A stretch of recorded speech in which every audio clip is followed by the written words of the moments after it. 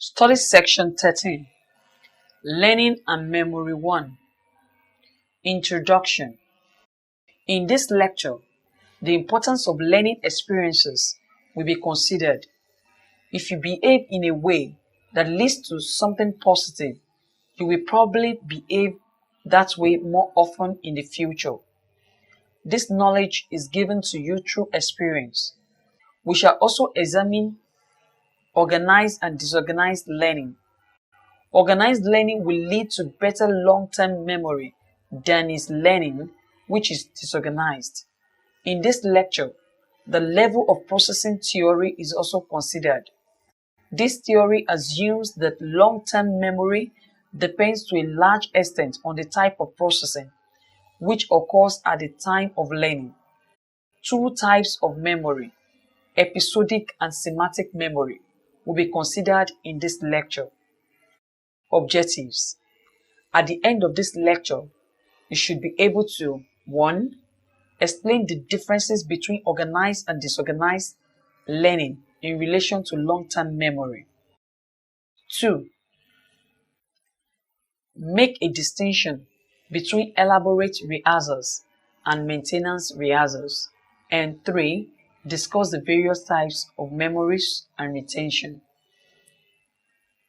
Content. In psychology, learning is any permanent change in behavior brought about through experience involving interaction with the environment.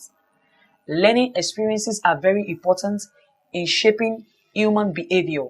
Sometimes, learning results from the consequence of your behavior. If you behave in a way that leads to something positive, you will probably behave that way more often in future. Also, the processes occurring at the time of learning have an important effect on subsequent long-time memory. It is assumed that learning which is organized will lead to better long-term memory than will learning which is disorganized. The use of imagery can enhance memory. Craig and Lockhart, 1972, argued that memory depends on the attention and perceptual processes occurring at the time of learning.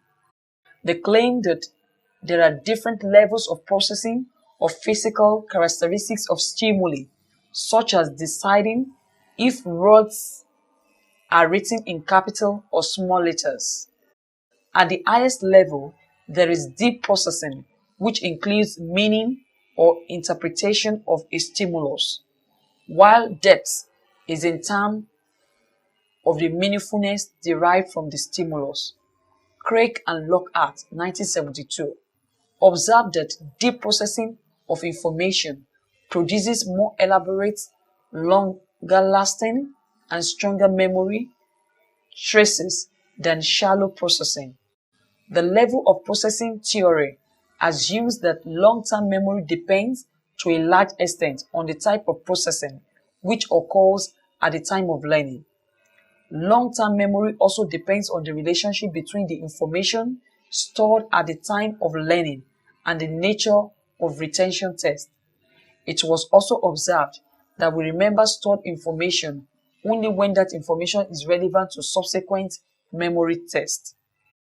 Craig and Lockhart, 1972, distinguished two forms of rehearsals.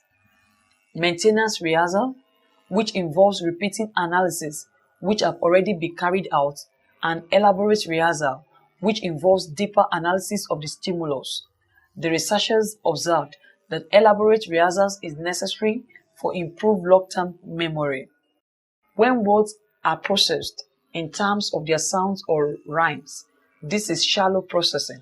However, when words are processed in terms of their meaning, this is deep processing. Long-term memory. There are basically two types of memory according to Tolvin, 1972. They are episodic and semantic memory. Episodic is autobiographical in nature, containing personal experiences associated with a particular time and place. For example, it might be the memory of a wedding ceremony you attended recently. Semantic memories are concerned with our knowledge of the world or issues that may not directly concern us personally. Semantic memories are organized knowledge of a person about words, their verbal, symbols, meaning and reference about relations among them, and about rules, formulas, symbols, concepts, and so on.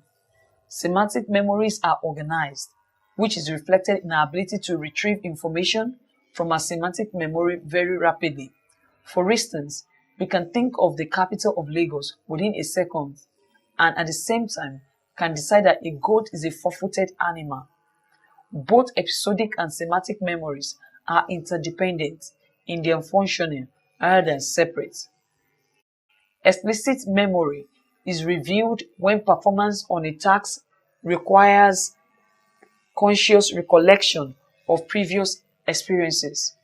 For instance, driving a car, construction of a chair, and so on.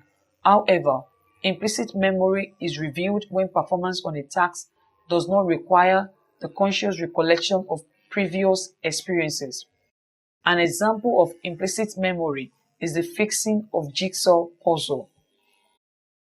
Implicit memories are more or less data-driven processes, whereas explicit memory is regarded as conceptually driven processes.